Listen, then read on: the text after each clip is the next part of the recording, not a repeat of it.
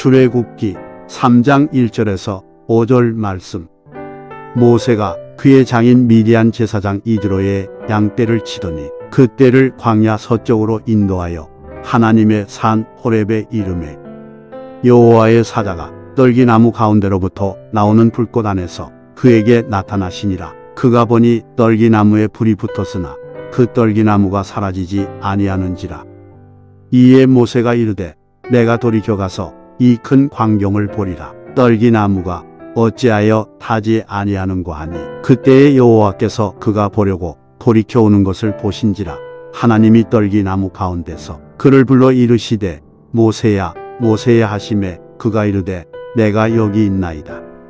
하나님이 이르시되 이리로 가까이 오지 말라. 내가 선 곳은 거룩한 땅이니 내 발에서 신을 벗으라. 아멘. 출애굽기 3장은 모세에게 있어서 하나님께 부르심을 받는 그러한 귀한 내용들이 기록된 말씀입니다. 때문에 모세에게 있어서 출애굽기 3장은 소명장이다, 이렇게 말씀을 드릴 수 있겠습니다. 오늘 본문 중심으로 여러분에게 드릴 말씀의 제목은 하나님이 부르시어 쓰시는 사람이라고 하는 제목으로 말씀을 드리고자 합니다. 학교 다닐 때 선생님이 조용히 부르시는 경우가 있습니다.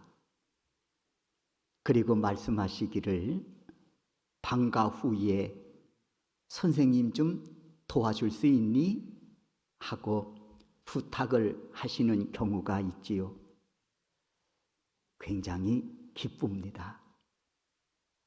왜냐하면 여러 학생들이 있는데 그 중에서도 나에게 부탁하신다고 하는 것은 선생님이 나를 특별히 인정하시는 거 아니겠느냐라고 하는 생각이 들었기 때문입니다. 요즘 정권 교체를 앞에 두고 차기 대통령과 국정을 운영할 인재들이 발탁되고 부름을 받고 있습니다.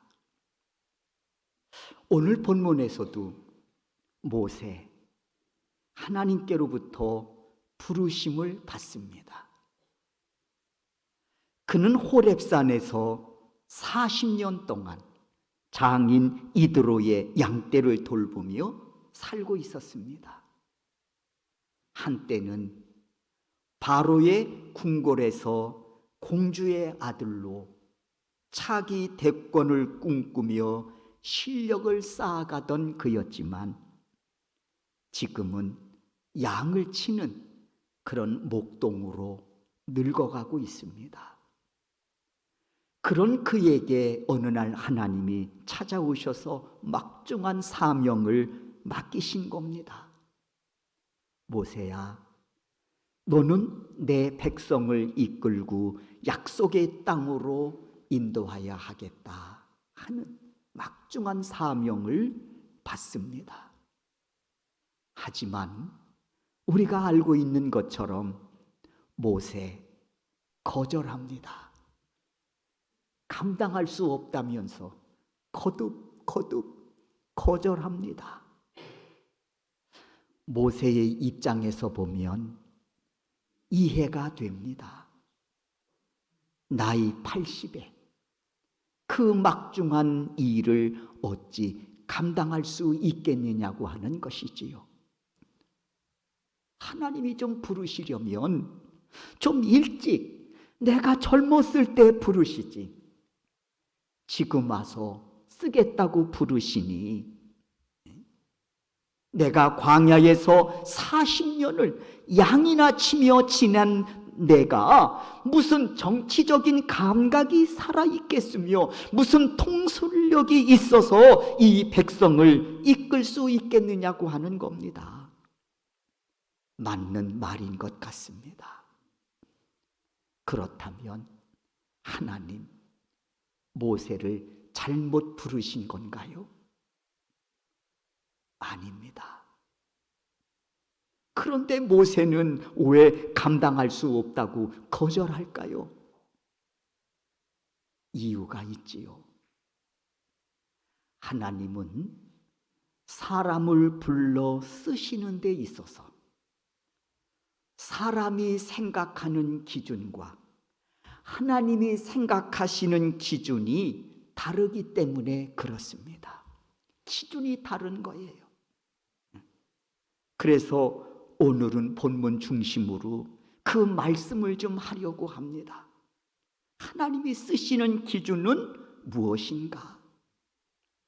오늘 모세를 통해서 이 사실을 여러분과 함께 말씀을 나누면서 우리의 자신을 한번 돌아보는 그런 귀한 시간 될 수 있기를 주의 이름으로 축원합니다. 첫 번째, 하나님이 기준입니다. 누구를 부르시고 누구를 쓰실까?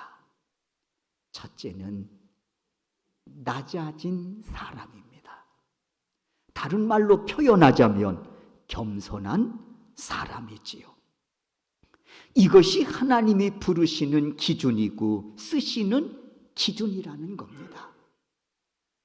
오늘 본문 1절을 한번 보십시오. 모세가 그의 장인 미디안 제사장 이드로의 양떼를 치더니 그 떼를 광야 서쪽으로 인도하여 하나님의 산 호렙에 이르매. 여러분, 이 1절에서 특별히 우리가 관심을 기울여 보아야 할 말씀이 있습니다. 양떼를 치더니, 양떼를 치더니. 이 말씀에 한번 여러분 주목해 주시기를 바랍니다.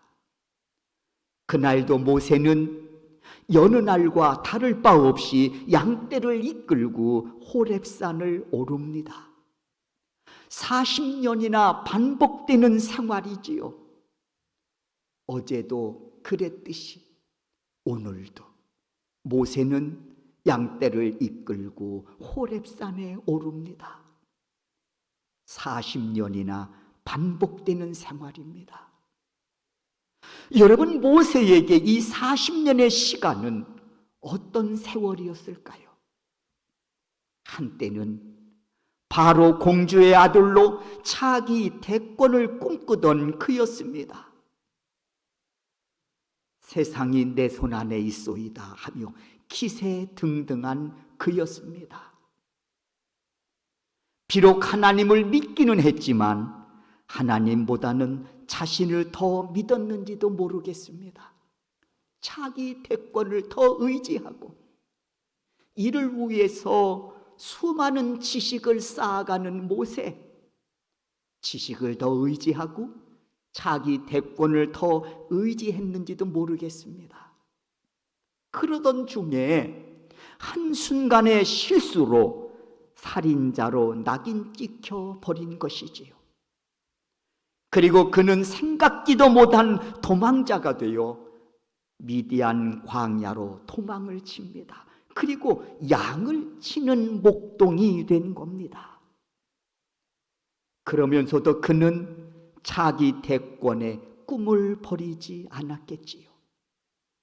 때가 되면 다시 궁궐로 입성을 하든지 아니면 대권을 잡을 기회가 찾아오지 않겠느냐고 하는 기대를 가지고 하루하루를 보냈을 겁니다. 그날이 언제 올까 기대하면서 말이죠. 그런데 그 하루가 쌓여 1년이 되고 1년이 쌓여 10년이 되더니 이제는 40년이라고 하는 세월이 흐른 겁니다. 세월과 함께 그의 기대도 무너져 내렸겠지요. 이로써 하나님은 모세로 하여금 모든 것을 내려놓게 하십니다.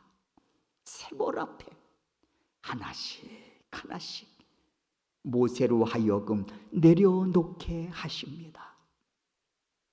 여러분, 사람이 진심으로 내려놓게 되면 나타나는 현상이 있습니다. 낮아지고 겸손해집니다. 낮아지고 겸손해져요. 우리가 마지막 순간을 맞이하게 되면 생명까지도 내려놓아야 할 순간을 맞게 되겠지요. 생명까지 내려놓아야 할 순간. 그때 나타나는 현상은 낮아지고 겸손해지는 거예요. 그러고 보니 하나님은 40년 동안 모세를 방치해 놓은 것이 아니었습니다. 다 계획이 있으셨고요, 스케줄이 있으셨습니다. 하나님은 이 40년이라고 하는 이 기간 동안에 모세를 낮아짐으로, 겸손한 사람으로 다듬어가고 계셨던 겁니다. 때문에 하나님은 사람을 쓰실 때에 그들에게서 나타나는 공통분모가 있습니다. 뭔고 하니 한결같이 자신을 낮추는 겸손함입니다. 하나님이 쓰시는 사람을 가만히 보십시오. 그들에게서 한결같이 공통분모로 나타나는 현상이 있습니다. 자신을 낮추는 겸손함입니다. 초창기 왕으로 세움을 받던 사울 왕을 보십시오. 사울, 이스라엘의 일대 왕 아닙니까? 사무엘상 10장의 내용을 보면 사울이 사무엘 선지자로부터 기름 부음을 받고 왕으로 세움을 받는 내용들이 있습니다. 그리고 그는 성령님의 감동하심을 입어 예언까지 합니다. 왕이라고 하는 직위를 얻게 되고, 그리고는 예언까지 하더라 말입니다. 그럼에도 그는 이 사실을 누구에게도 자랑 삼아 알리지 않습니다. 심지어 부끄럽고 두려워 숨어버립니다. 그래서 백성들이 찾아다니지 않습니까? 야, 우리가 세운 사울이 도대체 어디가 있느냐? 우리가 왕으로 세운 사울이 어디 갔느냐? 백성들이 찾으러 다닐 정도였습니다. 그런가 하면 자신을 비난하는 사람들에 대해서도 오히려 맞습니다. 여러분이 말하는 것처럼 저는 이런 것도 부족하고 이것도 부족한 사람입니다. 비난 앞에 오히려 자신의 부족함을 인정하고 잠잠히 있을 만큼 자신을 낮추는 그런 겸손함이 있었습니다. 그런 그를 하나님은 사무엘 선지자를 통해 머리에 기름 붓고 왕으로 세우십니다. 이렇게 사울이 초창기에 왕으로 세움을 받을 때 그는 낮은 자리에서 지극히 겸손한 사람이었습니다. 그리고 그런 그를 하나님이 부르시어 쓰신 것이지요. 그런데 그가 얼마 지나지 않아 높아지고 싶은 욕망에 사로잡힙니다. 그리고 교만하여지더니 결국 하나님으로부터 등을 돌리고 그의 생애는 마지막 비참하게 마감을 짓습니다. 하나님 분명히 말씀하십니다. 나는 교만한 자를 버리고 겸손한 자를 들어 쓰신다고 말입니다. 그리고 오늘 본문에서 보듯이 하나님은 모세를 무려 40년 동안 미디안 광야에서 겸손한 자로 다듬어가고 계셨던 것이지요. 그리고 때가 참에 드디어 그를 부르시고 역사의 무대에 세워 쓰시기로 작정하십니다. 하나님, 누구를 부르시고 누구를 쓰시는가? 하나님이 세우신 기준이 있습니다. 그리고 모세를 통해 오늘 우리에게 말씀합니다. 내가 부르고 내가 쓰는 사람은 낮아짐으로 겸손한 사람이다 하고 오늘 모세를 통해서 오늘 우리에게 말씀해 주시고 있습니다. 여러분, 이 말씀을 거울 삼아 내 자신을 한번 비추어 보고 내 자신을 한번 돌아볼 수 있는 그런 여러분 되실 수 있기를 주의 이름으로 축원합니다. 두 번째, 하나님은 누구를 부르고 쓰시는가? 순종의 사람입니다. 어쩌면 낮아지고 겸손한 사람이 그 다음 택하는 길은 순종이 아닐까 생각합니다. 교만한 자 절대 순종의 삶을 살 수 없으니까 말입니다. 때문에 하나님은 누구를 부르시고 누구를 쓰시는가? 순종의 사람이에요. 5절을 한번 보십시오. 5절, 하나님이 이르시되 이리로 가까이 오지 마라 하고 말씀하십니다. 하나님께서 모세를 부르실 때 그 과정을 보면 좀 특별합니다. 2절과 4절의 말씀을 보면 그날도 모세는 양떼를 몰고 호렙산에 오릅니다. 그런데 그때에 기이한 현상을 목격하지요. 떨기나무에 불이 붙었는데 그 나무가 사라지지 않고 계속 타오르는 겁니다. 불에 타면 사그러져야 되지 않겠습니까? 그런데 어찌된 일인지 이날 보는 떨기나무는 불이 붙었음에도 불구하고 그 나무가 사그러지지 아니하고 계속 불길이 치솟아오르는 겁니다.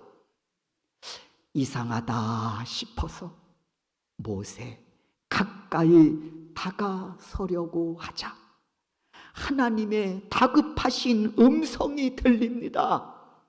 4절입니다. 모세야, 모세야 하시니 그가 이르되 내가 여기 있습니다.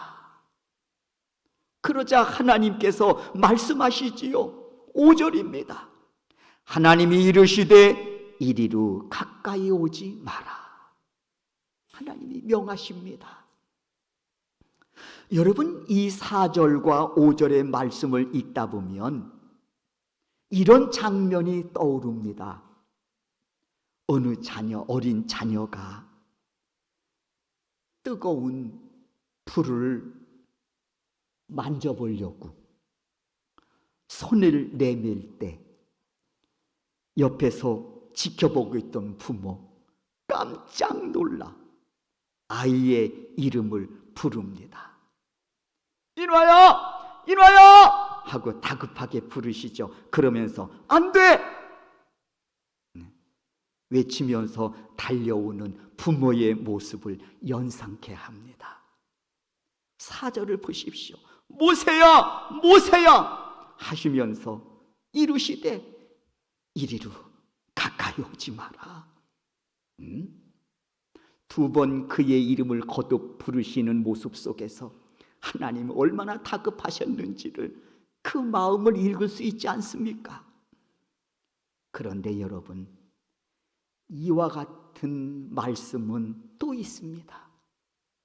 출애굽기 19장을 읽다 보면 모세가 시내산에 올라 하나님께로부터 십계명의 말씀을 받는 그런 장면이 기록되어져 있습니다. 그런데 그 과정에서 하나님은 특별히 모세에게 주시는 말씀이 있었습니다. 출애굽기 19장 12절의 말씀입니다. 우리 다 같이 한번 이 말씀을 읽도록 하겠습니다. 읽습니다. 너는 백성들 위하여 주의 경계를 정하고 이르기를 너희는 산과 산에 오르거나 그 경계를 침범하지 말지니 산을 침범하는 자는 반드시 죽임을 당할 것이라.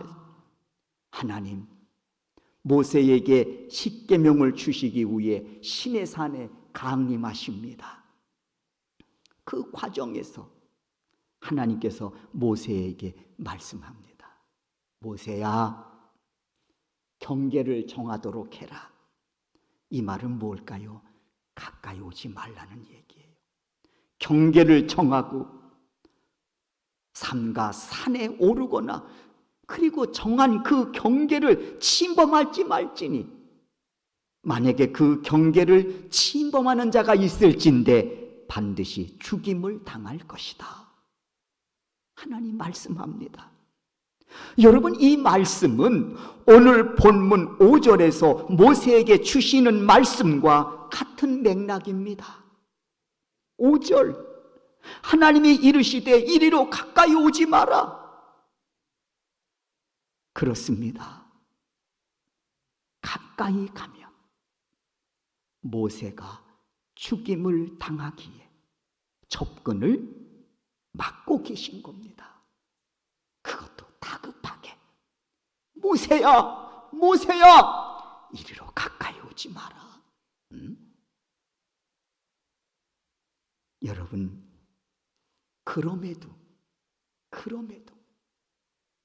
죽음을 면할 수 있는 길이 있습니다. 뭘까요, 여러분? 죽음을 면할 수 있는 길이 있어요. 그게 뭘까요? 가까이 오지 말라고 했으니 아멘 하고 순종하고 가까이 가지 않으면 살 수 있는 거예요. 하나님, 왜 가까이 오지 말라고 하시는 거예요? 난 가고 싶어요. 가서 좀 보고 싶어요. 확인하고 싶어요. 불순종하고 가면 죽는 거예요. 그런데 그러므로 살 수 있는 유일한 길은 뭐냐? 가까이 오지 말라고 하는 말씀에 아멘 하고 순종하는 것이 사는 길이라는 것입니다. 그렇습니다. 하나님 모세에게 가까이 오지 말라 명하셨으니 그 말씀대로 가까이 가지 않으면 살 수 있습니다. 그런데 여러분, 이 순종을 통해서 우리에게 아주 중요한 영적 메시지를 주고 계시다는 겁니다. 이 순종을 통해서 아주 중요한 영적인 메시지를 우리에게 주시고 있습니다. 하나님께서 구원자 예수 그리스도를 이 땅에 보내주시면서 명하신 말씀이 있습니다. 너희가 예수 그리스도를 믿음으로 죄 사함을 받고 영생을 얻으라 하는 이 말씀에 순종하면 하나님께 가까이 나아갈 뿐만 아니라 하나님이 내 안에, 내가 그분 안에 거하시게 된다고 하는 사실입니다. 사랑하는 성도 여러분, 그리고 하나님은 그런 자를 부르시고 그런 자를 들어 쓰신다고 하는 것입니다. 오늘 우리의 자신을 돌아보게 됩니다. 우리가 어떻게 하나님의 자녀 되어 여기까지 달려올 수 있었는지 우리의 자신을 돌아보게 됩니다. 답은 분명하지요. 예수 그리스도를 믿어 죄사함 받고 주신 말씀에 순종함으로 여기까지 달려올 수 있었다는 사실을 우리가 깨닫습니다. 사랑하는 우리 소명교회 성도 여러분, 소망합니다. 순종의 믿음으로 주님이 내 안에, 내가 주 안에 거함으로 순종의 사람들에게 맺어질 아름다운 그 열매들로 하나님을 기쁘게 해드리는 우리 소명교회 성도 여러분들이 되실 수 있기를 주의 이름으로 축원합니다. 우리가 사는 길은 그러므로 주신 믿음으로 아멘 순종하며 주님을 따르는 길임을 믿습니다. 세 번째, 하나님은 누구를 부르시고 쓰시는가? 5절입니다. 네가 선 곳은 거룩한 땅이니 네 발에서 신을 벗으라. 저는 이 말씀을 통해서 하나님은 누구를 부르시고 쓰시는가? 여기에 답을 얻고자 합니다. 그 답은 거룩한 땅에서 신을 벗는 사람입니다. 왜 모세가 서 있는 곳이 갑자기 거룩한 땅이 되었을까? 40년을 하루같이 오고 가는 길이었는데 어떻게 갑자기 모세가 서 있는 이 땅이 거룩한 땅이 되었느냐 말입니다. 답은 분명합니다. 지금 이곳에 거룩하신 하나님이 임재하고 계시기 때문임을 믿습니다. 하나님의 성전이 왜 거룩한 성전이라고 우리가 고백하고 믿고 있습니까? 답이 분명하지 않습니까? 거룩하신 하나님이 지금 이곳에 임재하고 계시기 때문이라는 것입니다. 그렇습니다. 거룩하신 하나님이 지금 모세가 서 있는 그곳에 임재하고 계시기 때문에 거룩한 땅이 되었고, 그래서 모세를 향해서 신을 벗으라고 명하고 계신 겁니다. 이에 신을 벗으라 명하심 속에는 아주 중요한 영적인 메시지가 담겨져 있습니다. 신을 벗어라. 그 메시지는 앞으로 너의 인생은 나 여호와 하나님이 친히 인도해 주겠다고 하는 메시지가 담겨져 있는 것입니다. 신을 벗으라는 말씀은 그 신을 내게 맡기라는 이야기 아닙니까? 그거 벗어서 들고 서 있으라는 얘기가 아니고 그 신을 내게 맡겨. 그러면 내가 너의 인생을 친히 인도하는 그런 선한 목자가 될 것이라고 하는 그 약속의 말씀이 신을 벗으라고 하는 이 메시지 속에 담겨져 있다고 하는 것입니다. 그러므로 부르심을 받아 하나님께 쓰임받는 인생들은 당당히 그 하나님께 요구할 수 있습니다. 하나님, 내 인생에 선한 목자가 되셔서 저를 인도해 주세요 하고 당당하게 요구할 수 있다는 이 사실을 명심하시기를 바랍니다. 하나님 인도하시는 인생은 어떤 인생으로 살아갈까? 하나님이 인도하시는 인생은 과연 어떤 인생으로 펼쳐질까? 주의 종이 소망합니다. 여러분이 주인공이 되어 보여주실 수 있기를 주의 이름으로 축원합니다. 요셉이 보디발 장군에게 그리고 바로 왕에게 보여주었듯이 말입니다. 요셉 노예였습니다. 그리고 억울하게 누명을 쓰고 죄수의 몸이 되었던 사람입니다. 그럼에도 불구하고 하나님이 그 인생을 인도하시니까 노예의 신분에서도 하나님의 역사하심을 증거하는 멋진 인생이 펼쳐지고 하나님께서 그의 인생을 주관하시고 인도하시니까 억울하게 누명을 쓰고 죄수의 신분으로서도 얼마든지 하나님의 살아계심과 역사하심을 증거하는 복된 인생으로 쓰임받지 않습니까? 그리고는 바로 왕 앞에서도 역시 인도하심을 받는 그 자신의 하나님의 인도하심을 받는 자신의 생애를 통해서 하나님이 얼마나 위대하신 분인가를 넉넉히 증거함에 부족함이 없는 삶으로 하나님께서 그를 쓰고 계시다고 하는 것이지요. 사랑하는 성도 여러분, 그러므로 하나님의 인도하심을 받는 인생에게는 확실한 것이 있습니다. 누구나 다윗과 같은 고백을 드릴 수 있다는 것입니다.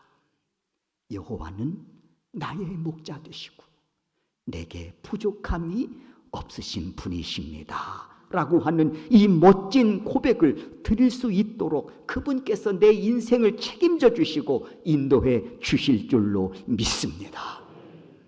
사랑하는 우리 소명교회 성도 여러분, 모세가 부르심을 받아 80의 부르심을 받아 40년 동안 광야에서 쓰임을 받다가 느보산에서 마지막 순간을 맞습니다. 그때 그의 나이가 120세였습니다. 40년 이스라엘 백성들을 이끌고 이 험난한 광야길을 달려온 겁니다. 느보산에 오르니 40년 종착지로 여기고 달려온 가나안 땅이 눈앞에 펼쳐져 있습니다. 그때 하나님 모세에게 말씀하십니다. 모세야, 너의 사명은 여기까지니라 말씀하십니다. 그러면서 모세는 가나안 땅을 바라보면서 마지막 순간을 맞습니다. 여러분, 모세가 그 순간 하나님께 뭐라고 고백했을까? 성경에 기록되어져 있으니 알 수는 없지만 상상은 할 수 있지 않습니까? 그 마지막 순간 하나님께 뭐라고 고백했을까? 저는 이 고백을 드리지 않았을까? 여호와는 나의 목자셨으며 내게 부족함이 없으신 분이셨습니다. 이 고백을 하나님께 드리며 그가 마지막 순간을 맞이하지 않았을까? 그런 생각을 해보게 됩니다. 사랑하는 우리 소명교회 성도 여러분, 주의 종이 소망합니다.